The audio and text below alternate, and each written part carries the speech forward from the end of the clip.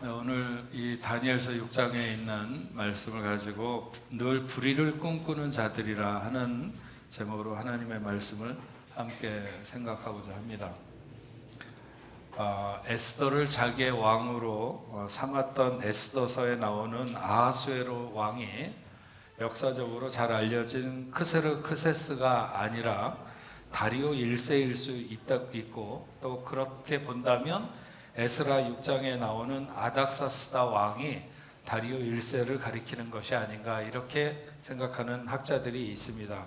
왜냐하면 아하수에로라고 하는 이름이 아닥사스다라고 하는 히브리어의 묘사라고 이렇게 말하기 때문입니다. 에스더를 왕으로 삼은 아하수로 왕이 역사에 나오는 크세스이든지 아니면 다리오 1세이든지 그때 에스더와 유다 민족은 절체절명의 위기를 맞게 됩니다. 그것은 불의를 꿈꾸는 하만과 그 하만을 추종하는 사람들 때문입니다. 아말렉의 왕족이었던 아각 사람 하만은 나름대로 정치적 야망을 가지고 있었습니다. 아하수에로가 왕으로 있던 페르시아의 총리 대신쯤 되는 인물이었고, 왕 이외에 누구도 거칠 것이 없는 사람이죠. 그는 태생적으로 자기 조상들처럼 유다 사람, 특별히 이스라엘 사람들을 싫어했습니다. 그런데 자기 눈에 가시 같은 사람 한 사람 있는데 그 사람이 알고 보니까 유다 사람이었고, 그러면 그렇지, 이래서 이스라엘 사람들을 몽땅 몰살하려고 하는 꿈을 꾸고 계획을 실행하려고 했다가 수포로 돌아가서 에스더의 삼촌이었던 모르드게를 죽이려고 자기가 자기 집 앞에 높은 장대를 달고 설치해놨던 그 장대에 자기가 매달려서 죽게 됩니다. 불의를 꿈꾸는 하만이 얼마나 치밀하게 덫을 설치하고 일거에 페르시아 제국, 바사와 페르시아 제국 내에 있는 모든 유대인들을 한꺼번에 제거하려고 했는데, 그것이 자기와 자기의 가문과 주변에 있는 모든 사람들을 멸망으로 끌고 가는지 알지 못했습니다. 불의의 꿈이 실현되는 날은 그 꿈을 꾸던 자들이 망하게 되는 날이라고 말할 수 있습니다. 오늘 본문에 나오는 이 다리오가 아하수로의 왕이거나 아니거나, 그가 바벨론을 접수해서 왕이 되었을 때 그는 고관 120명을 세워서 전국을 통치하게 하고 그들 위에 3명의 총리를 두었는데, 그 중에 한 명이 다니엘입니다. 다니엘은 이때 이미 85세에서 90세로 가는 그런 나이였습니다. 나이도 나이려니와 다니엘의 어떤 명석함이 타의 추종을 불허했고, 그래서 왕은 그를 내세워서 다른 총리들을 관리하고 또 전국의 120명의 고관들도 관리하는 일을 맡기려 했는데, 그런 의중이 아마도 다른 총리들에게 이렇게 감지된 것 같습니다. 에스더와 유대 민족을 멸절시키려고 했던 하만도 그랬지만, 그 다리오 밑에 있었던 이 총리들도 충분한 권력과 지위가 보장된 사람들이었습니다.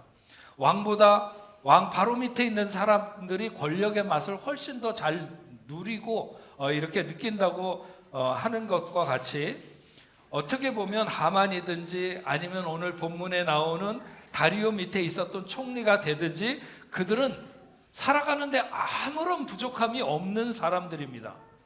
그런데 그들은 다니엘이라고 하는 사람이 자기들보다 높이 오르는 것을 그냥 둘 수가 없었습니다. 분명히 120명의 고관들을 왕에게 천거한 사람은 다니엘을 제외한 총리들이었을 것입니다. 그래서 전국의 고관들은 다니엘을 제외한 그 총리들과 훨씬 더 각별한 사이였고 서로들 의견을 주고받았을 것입니다. 그 120명들 중에 더러 어떤 고관들이 총리들을 부추겨서, 왜 이제 얼마 있으면 죽을지도 모르는 저 노인네를 우리의 리더로 삼아야 되는가? 여기까지는 그들의 어떤 불평일 수도 있고 의견 교환일 수도 있습니다. 하지만 그들은 그것에 멈추지 않고 다니엘을 어떻게 고발을 해서 왕으로부터 멀어지게 할까, 이런 걸 찾게 되는 거죠. 불의를 모의하기 시작합니다. 그들은 다니엘에게 흠을 찾는다고 하는 것이 결코 쉽지 않은 것을 알았습니다. 왜냐하면 자기들보다 훨씬 더 성실하고 부지런하고 자기들보다 여러 배 지혜로웠고, 그래서 나라에나 왕에게나 그는 매우 충직한 신하였습니다. 쉽게 허물을 찾기가 어려웠습니다. 만약 뭔가 허물을 찾아낼 수 있다면 그는 독특하게 그가 믿는 하나님을 믿고 율법을 따르고 행하는 것에서 왕의 심기를 거스릴 수 있는 문제를 찾는다면 모를까, 그 외에는 어떤 것에서도 그의 어떤 빈틈을 찾아낼 수 없다, 이렇게 생각을 한 거죠. 그래서 이들은 불의를 꿈꾸게 됩니다. 그럴듯한 시나리오를 하나 쓰게 되는 거죠. 그것은 한 법률을 제정하고 그것을 왕명으로 정하되 변개할 수 없는, 왕도 변개할 수 없는 그런 법률을 세우는 것입니다. 이제부터 30일 동안 누구든지 왕 이외에 어떤 신에게나 사람에게나 무엇을 구하면 그 사람은 사자굴에 던져 넣기로 하는 것입니다. 그리고 이것은 왕의 어인을 찍어 그 누구도 바꿀 수 없는 그런 법령이 되게 했습니다. 아마도 왕은 그렇게 해야만 전국에 있는 이 넓은 땅 영토의 모든 백성들이 왕명을 잘 따를 수 있게 된다고 하는 신하들의 어떤 설득, 이런 꼬임을 당했을 것입니다. 왕은 자기도 변개할 수 없는 그 율법의 어인을 찍어서 반포하게 되는 거죠. 이것으로 총리들을 비롯한 모든 고관들의 불의한 꿈은 곧 실현될 것 같습니다. 우리가 앞에서 다니엘 3장에서 봤던 사드락과 메삭과 아벳느고가 풀무불에 던져진 사건도 이와 비슷한 일입니다. 느부갓네살 왕이 금신상을 만들어 섬기게 했지만 분명 그것은 그렇게 하면 좋겠다고 하는 충동이 신하들에게서 왕에게 있었을 것이고, 그것을 빌미로 전국에 흩어져서 당시의 지도자로 세움을 받았던 사드락과 메삭과 아벳느고, 이 유다의 세 사람, 아마도 이 사람들은 너무 일을 잘해서 왕에게 늘 뭔가 업적을 보고했을 것이고, 다른 신하들은 그렇게 하지 못한 것에 대한 열등감을 가지고 있었을 것입니다. 그래서 어떻게 하면 저놈들을 좀 몰아낼 수 있을까, 이렇게 생각했는지도 모르죠. 그리고 궁리하고 모함하려고 하는 신하들의 입김이 왕에게 작용했다고 봅니다. 그래서 갈대아 사람들이 유다 사람들을 참소했다고 기록하고 있는데, 단순하게 이 사람들이 뭔가를 잘못해서 그를 고발하기보다는 참소한 것이 아니라 그들은 거대한 불의의 꿈을 만들어가는데 처음부터 뜻을 하나로 묶었고 발을 들여놓은 것입니다. 왕이 세운 금신상에게 절할 리가 없다고 생각한 그들은 그렇게 만들어 놓고 유다인을 주목하는 거죠. 그 중에서 사드락과 메삭과 아벳느고가 어떻게 하는가 하는 것을 주목했고, 자신들의 예상과 같이 그들은 금신상에게 절하지 않았습니다. 그들은 왕에게 보고했습니다. 유다 사람 사드락과 메삭과 아벳느고, 그들은 왕이 세워서 바벨론 지방의 각 지방을 다스리는 큰 권력을 왕이 그들에게 허락하셨는데, 이 사람들이 왕을 높이지도 않고 왕의 신들에게 절하지도 않고 왕이 세우신 금신상에게도 절하지 않는다. 아주 못되고 불충한 신하로 보고하면서 이런 자들을 그냥 두는 것은 만방에 있는 모든 백성에게 대한 왕의 통치를 우습게 여기는 것이니까 그를 우리가 정한 대로 사자굴 속에 던져 넣어야 된다, 이런 거죠. 그래서 왕의 지엄함을 보여달라고 했습니다. 왕은 그들의 충동에 화를 내면서 이 세 사람을 끌어오라고 하죠.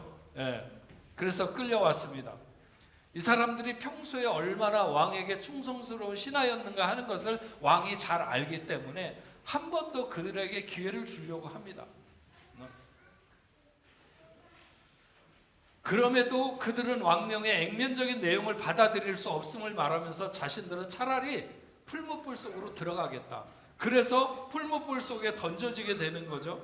그런데 그들은 그 속에서 여호와 하나님의 능력을 힘입어서 살아나오게 됩니다. 그들을 참소했던 사람들, 그들은 보나마나 사드락과 메삭과 아벳느고가 살아나온 그 풀무불에 던져졌을 것이고, 불의를 꿈꾸는 자들의 결말이 어떻게 되었을까 하는 것은 불을 보듯이 뻔한 일입니다.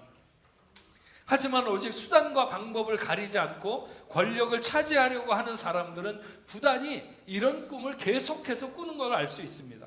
이것은 바벨론이나 메데 바사의 제국에만 일어나는 일이 아닙니다. 유다나 이스라엘 왕국에서도 끊임없이 일어났던 일입니다. 어쩌면 세상 구석구석 이렇게 불의를 꿈꾸는 자들이 넘쳐난다, 이렇게 말할 수 있습니다. 파리 올림픽을 전후로 해서 프랑스 파리나 또 아니면 프랑스나 이곳을 이렇게 막 찍어가지고 유튜브에 올리는 이 유튜버들이 상당히 굉장히 많아졌습니다.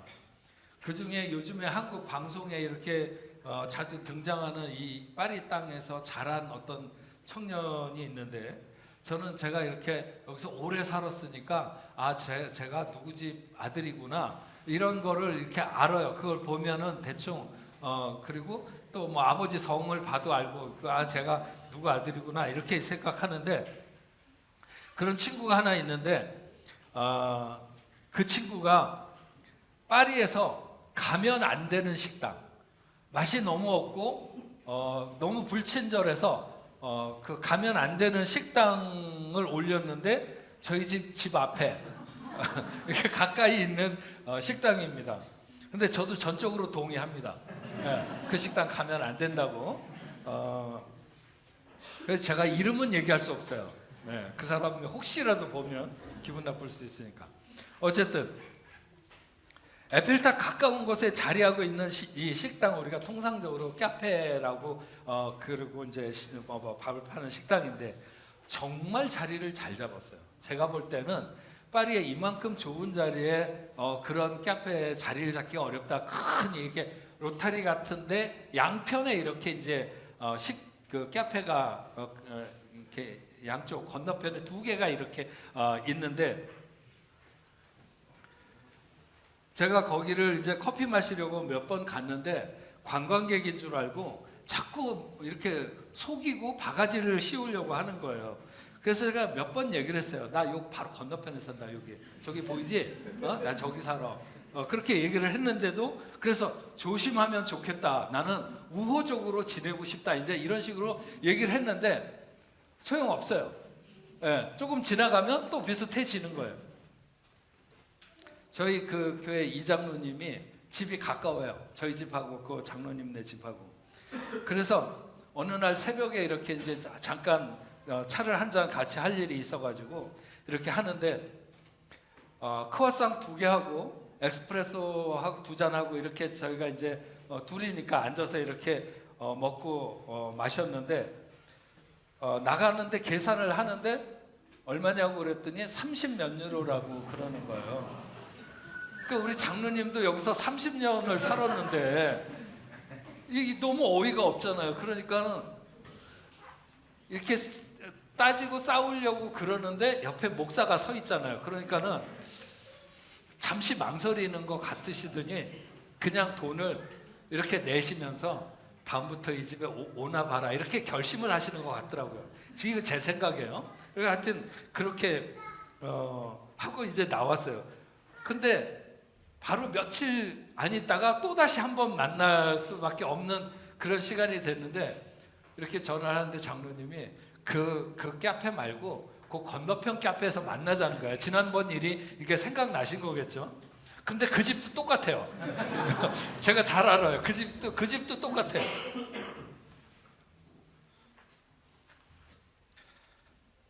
엊그저께는 저희 막둥이가 그 집에 그 구글 평가를 보니까 한 집은 2.2인가 그렇고 한 집은 2.3인가 그래요. 그러니까 가면 안 돼. 하여튼 제가 거기를 이렇게 매일 지나다니면서 워낙에 관광객이 많으니까 그럭저럭 운영되겠지만 멀지 않은 시간에 저 좋은 자리에 있는 저 식당들이 망하겠구나 그런 생각이 들고, 할 수만 있으면 정말 주인을 좀 만나자고 그래가지고 얘기를 해주고 싶어요. 주인도 알지 모르겠지만 요즘 한국 사람들은 어떤 식당에 가면 대부분 이렇게 리뷰를 보고 갑니다. 그리고 평가가 어떤지 이렇게 보고 가니까 점점 더 거기에 한국 사람이 앉아 있는 걸 보기 어려울 거예요. 제가 보기에는 간혹 많이 있었는데 왜 그렇게 불친절하고 왜 그렇게 끊임없이 속이려고 하는가? 한 번 보고 말 것이라고 생각을 하고 계속해서 새로운 사람들이 온다고 생각하기 때문입니다. 그 사람들이 누군가를 죽이려고 올무를 놓거나 모함을 하는 것은 아니지만 적당히 그렇게 하는 것이 얼마간 당장에 자신들에게 유익을 준다고 생각하는 것, 저는 그것이 결국은 불의를 꿈꾸는 것과 크게 다르지 않다, 이렇게 생각합니다. 그래서 저는 그 식당 앞을 지나오면서 이런 생각도 했습니다. 우리 교회에도 오늘 이게 몇 명이었는지 잘 모르겠지만 한 15명 정도, 일부 예배에 나온 사람까지 하면 20 몇 명 정도 될 겁니다. 오늘 처음 오신 분들이, 많은 분들이 방문을 어떨 때는 한 달에 100명 정도가 새롭게 이렇게 와서 예배를 드리고 갑니다. 근데 저는 그런 생각이 들어요. 전 교인들이, 기존의 우리 뽕네프 교인들이 훨씬 더 긴장하고 훨씬 더 잘해야 된다고 생각합니다. 우리가 무슨 손님을 받는 영업소는 아니지만 짧은 1시간이라도 같이 예배를 드리면서 정말 한 형제임을 같이 느끼고, 한국에서 교회 다니는 사람들은 유럽 올 때 다 파리는 영적으로 다 죽었어, 이렇게 생각하는 사람들이 굉장히 많습니다. 그런데 예배 같이 드리고, 아니야, 더 뜨겁고 더 영감 있는 예배를 드리며 더 따뜻한 교회가 파리에 있어, 정말 깜짝 놀랐어. 그렇게 회자되는 교회가 될 수 있으면 좋겠습니다. 마침 지난 주일에 예배를 드리고 간 어떤 분이 구글에다가 글을 이렇게 남겼습니다. 은혜로웠습니다. 그리고 특히 처음 방문한 자들을 위해 기도해 주신 점이 감동적이었습니다. 출장 올 때마다 들릴 것 같아요. 저는 정말 그냥 한 번 다녀가시는 분들도 영원한 뽕네피안이다, 늘 이렇게 생각을 하고 그들을 환영하고 축복합니다. 우리는 우리가 가진 내적 기준이 높아야 되고 그걸 항상 유지해야 됩니다. 그렇지 않으면 쉽게 우리는 관광객을 상대하는 식당처럼 무너지게 된다는 거죠. 불의한 꿈을 꾼다고 하는 것이 그렇게 일상적인 것에서도 얼마든지 일어날 수 있다는 사실을 잊어서는 안 됩니다. 우리 교회도 식당 하시는 분 여러분들이 있는데 그분들도 이런 사실을 잊어서는 안 됩니다. 오늘 제가 말씀의 제목을 늘 불의를 꿈꾸는 자들이라고 할 때, 이 자들이라고 하는 복수의 사람들, 그러니까 불의를 모의하는 사람들의 무리에 들지 말아야 된다는 의미를 강하게 담고 있는 것입니다. 대부분 불의를 꿈꾸는 사람은 단독의 꿈이 아니라 집단의 꿈이고 단합의 꿈입니다. 죄의 성질 가운데 하나는 동지를 규합한다는 거예요. 어떤 사람이 죄에 붙들리게 되면 그 사람은 항상 자기 동지를 같이 끌고 들어가려고 하는 거예요. 같은 색의 물을 들이는 것이죠. 제가 성경을 읽다가 어떤 사람이 정말 하나님 앞에서 반듯하고 믿음대로 살고 그렇게 주변을 격려하고 그런 내용을 볼 때 마음이 뜨거워지고 얼마나 좋은지 몰라요. 비록 그게 성경에 나오는 내용이라 할지라도. 유다 왕 여호사밧 때 요단 동편에 있는 모압과 암몬 그리고 마온 사람들이 연합해서 전쟁을 일으켜서 유다를 치러 공격하러 들어옵니다. 이때 여호사밧 왕이 두려움 가운데서 얼굴을 여호와를 향하고 온 유다 백성에게 금식을 하면서 같이 기도를 합니다. 그러면서 온 백성이 기도하고 간구하는데 왕이 하나님에게 이렇게 얘기를 하는 겁니다. 하나님은 어떤 분이신가? 하나님이 우리 백성들에게 어떻게 하시겠다고 약속하시지 않았냐? 특히나 솔로몬이 하나님의 성전을 짓고 그 백성들이 전쟁이 일어나거나 아니면 멀리 포로로 끌려가거나 이런저런 상황 속에서 우리가 주를 향하여 간구하면 주는 하늘에서 들으시고 우리를 긍휼히 여겨달라고, 긍휼히 여겨주시겠다고 그렇게 하시지 않았느냐고 이렇게 기도를 하는 거예요. 그러면서 우리는 지금 전쟁이 일어났는데 아무 힘이 없습니다. 우리는 주님만 바라봅니다. 이렇게 고백하죠. 하나님이 야하시엘이라고 하는 레위인을 통해서 하나님의 뜻을 그들에게 전달하는데 두려워하지 말고 놀라지 말라. 전쟁은 여호와께 속한 것이니 하면서 적군 앞으로 나가면서 마주 서라는 거예요. 아니, 하나님이 뭔가 전쟁이 일어났으면 저들을 그냥 벼락을 내려갖고 몇 명 좀 죽이고 그런 것이 아니라 저들이 쳐들어오고 있는데 적들을 앞으로 나가라는 거예요. 우리는 아무것도 없는데. 그때 얼마나 두려울까요? 백성들이 두려움에 떨었다고 생각합니다. 적군을 향해서 마주 나가라. 두려워하지 말고 나가라고 했지만 두려운 상황이니까 두려워하지 말라고 그랬겠죠. 두려웠을 거예요. 자기네들은 아무런 준비가 없이 나가는데 저 적군이 몰려오니까. 그런데 그 즈음에 이 여호사밧 왕이 나서서 모든 백성들은 내 말을 들으라고 하면서 뭐라고 그러냐면 너희는 너희 하나님 여호와를 신뢰하라. 그리하면 견고히 서리라. 그들의 선지자들을 신뢰하라. 그리하면 형통하리라. 아니, 레위 사람이, 하나님이 레위 사람을 통해서 말씀했는데 그 사람의 말이 정말로 그렇게 하나님의 말씀이고 그렇게 우리가 들을 만한 말이지 어떻게 아냐 이거야. 그런데 여기 왕이 뭐라 그래? 선지자들을 신뢰하라. 그리하면 형통하리라. 그래서 그들이 성가대를 조직해서 찬양하면서 그 군대 앞에 세워서 나가게 될 때 이미 하나님께서 전쟁을 끝내놓으셨어. 자기들끼리 막 싸우다가 다 죽어서 다 넘어 자빠져 있는 거예요. 그래서 그 사람들은 가서 그냥 전리품만을 모으는데도 3일을 꼬박 했는데도 다 못 모아서 너무 전리품이 많아가지고. 이런 놀라운 일을 행하며 하나님 앞에 신실했고 그의 아버지 아사 왕이 그랬던 것처럼 여호사밧이 하나님 앞에 온전했는데 그 여호사밧에게 치명적인 약점이 한 가지 있습니다. 그게 뭐냐면 불의한 자와 자꾸 교제를 한다는 거예요. 불의한 자와. 여호사밧은 이스라엘 왕이었던 아합과 함께 전쟁에 나갔다가 거의 죽을 뻔했습니다. 간신히 도망해서 예루살렘으로 돌아왔었어요. 그런 위험천만한 경험이 있으면 그는 조심해야 됐는데 그는 또 아합의 아들 아하시아와 교제하면서 그와 뭔가 함께 일을 꾸며보려고 했습니다. 아하시아 왕과 더불어 오빌의 금을 실어 오려고 배를 만들어서 다시스로 보내게 되는 거죠. 이때 여호와 하나님이 그것을 깨트려 그들의 계획을 무의로 돌아가게 하십니다. 전반적으로 여호사밧 인생은 여호와 하나님 앞에 성실했고 바르게 살려고 부단히 노력했습니다. 그런데 그의 인생에서 가장 치명적인 것은 불의한 무리 속에 자꾸 들어간다는 것입니다. 아합의 가문과 사돈을 맺은 것부터가 잘못이고 그와 함께 전쟁에 나간 것, 또 아합의 아들과 깊이 교제하면서 어떤 일을 함께 하려고 모의하는 것, 결국 불의한 자와 함께하는 게 불의한 일을 꿈꾸게 되는 것입니다. 미국 아틀란타에 소명교회라는 교회가 있는 것 같은데 거기 교회 김세환 목사님이라고 하는 분의 글을 보니까 다굴이라고 하는 말이 한국에서 있는 것 같은데 그런 다굴이라고 하는 말의 단상에 대한 걸 써놓은 걸 봤어요. 저도 한번 써본 적도 없습니다. 조폭 영화에서나 나오는 이 다굴이라고 하는 말은 몰매나 패싸움의 은어입니다.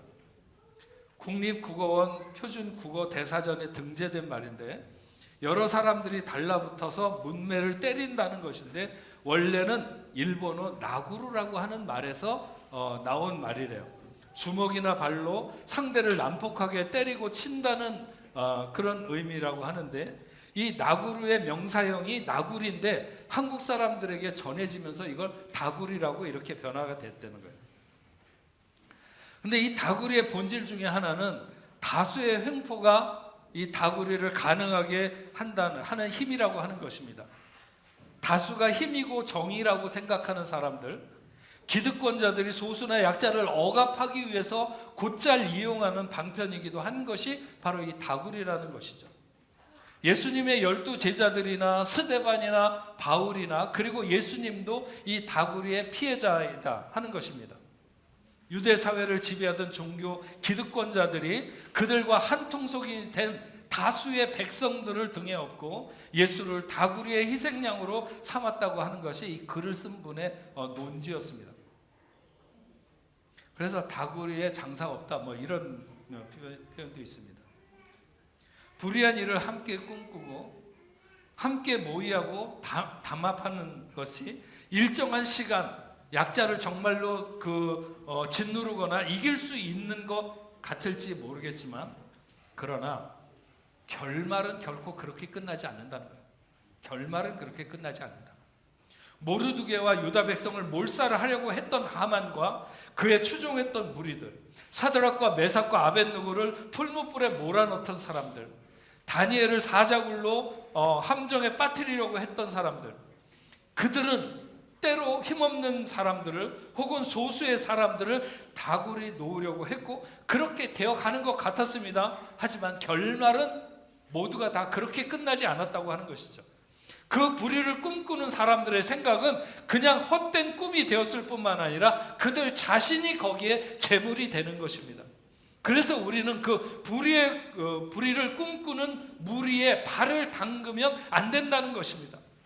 여호사밧이 아합 왕을 도와서 전쟁에 나갈 때 여호사밧 자신에게 무슨 욕심이 있었던 것이 아닙니다.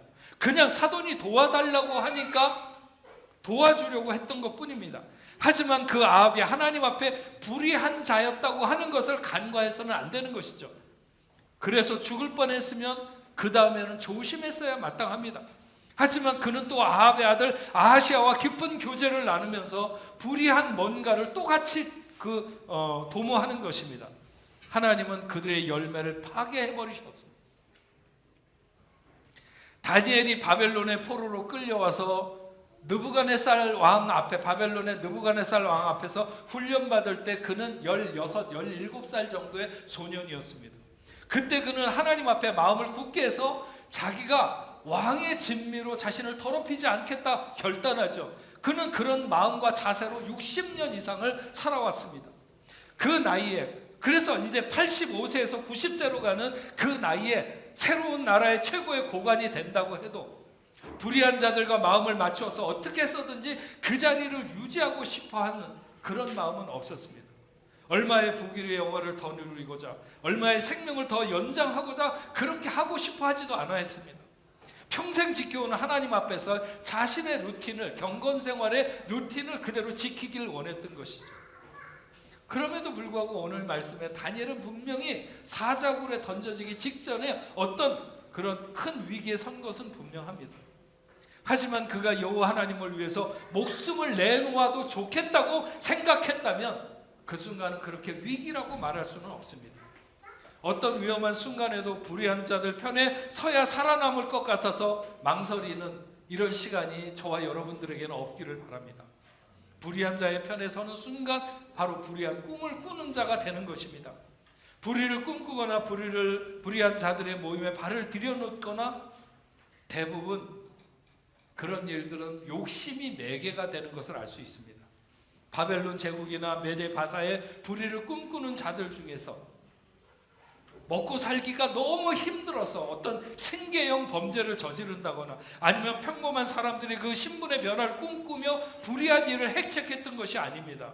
대부분 한 나라의 최상위에 있는 사람들이고 그런 사람들이 그런 일을 꾸미고 계획하는 것입니다. 이미 99가지를 가지고 있습니다. 마지막 한 가지, 다른 사람이 가지고 있는 그 한 가지를 내 손에 더 넣고 싶어서 불의를 꿈꾸거나 다른 사람을 제거하지 못해서 안다라는 이런 사람들인 것이죠. 그러나 욕심이 잉태한 즉 죄를 낳고 죄가 장성한 즉 사망을 낳는다고 하는 말씀이 얼마나 정확합니까? 결국은 그렇게 중심을 불의로 채우고 담합을 꿈꾸는 사람들은 자신들의 죽음으로서 비로소 그 막이 내려가는 것을 알 수 있습니다.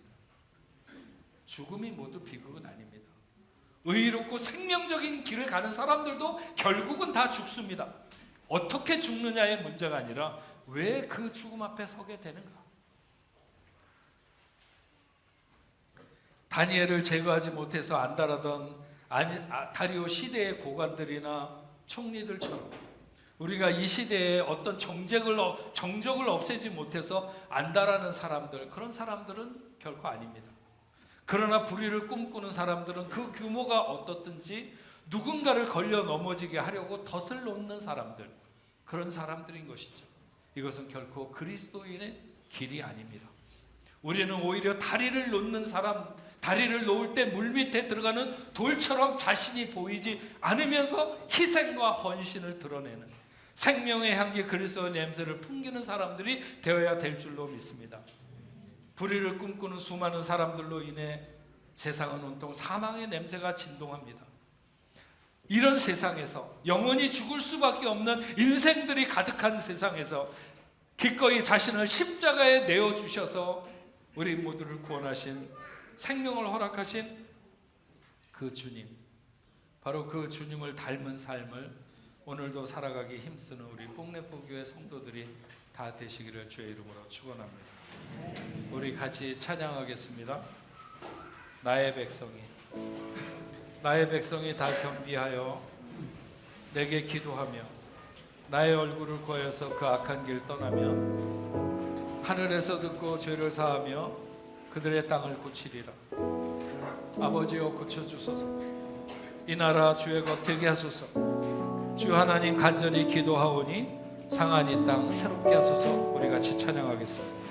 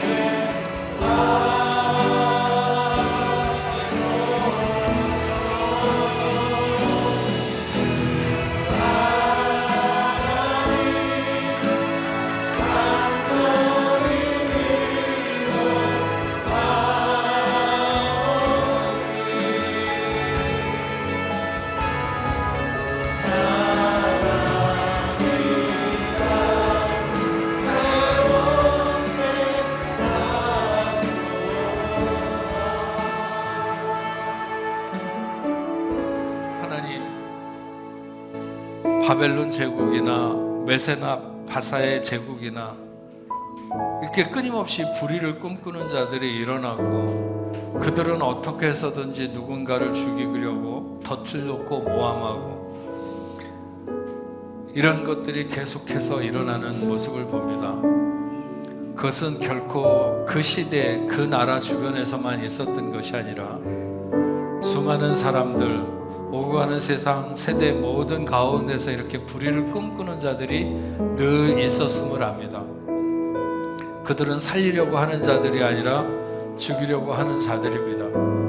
그러나 우리가 하나님을 믿고 주님의 은혜를 입어 살아가는 백성이라면, 주님이 마땅히 죽어야 될 인생을 살리기 위해서 십자가에 자신을 내어준 것처럼 우리도 희생과 헌신으로 하나님 앞에 그렇게 서서 살아가야 되는 백성인 것을, 향기로운 인생이 되어야 되는 것을 오늘도 말씀을 통해서 다시 한번 우리에게 주시니 우리가 오늘 마음에 결단하게 하여 주옵소서.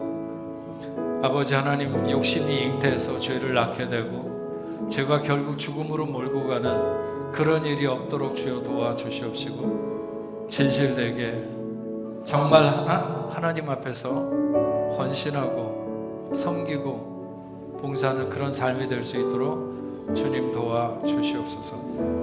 하나님 아버지, 오늘도 주님 앞에 나오며 귀한 예물을 구별하여 올려드립니다. 믿음으로 드리는 손길들이 되게 하여 주옵소서.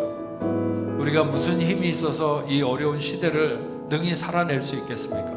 하나님이 주시는 은혜로 살아갈 때 우리가 사막을 지난다 할지라도 그곳에 샘이 터지는 놀라운 역사가 일어날 줄로 믿습니다. 마른 땅에 강이 흘러가는 귀한 역사가 있게 하여 주시옵소서. 믿음의 사람들이 기도하고 구하는 모든 것들이 주 앞에 응답받는 귀한 역사가 있도록 주님 도와주시옵소서. 하나님, 우리 믿음의 사람들이 경험하는 사업과 가정과 직장생활 하나님 모두 책임져 주시고, 하나님 앞에 구별되어 드리는 이 예물이 하늘나라의 보화가 되도록 주님이 인도하여 주시옵소서. 하나님, 오늘은 선교 주일입니다.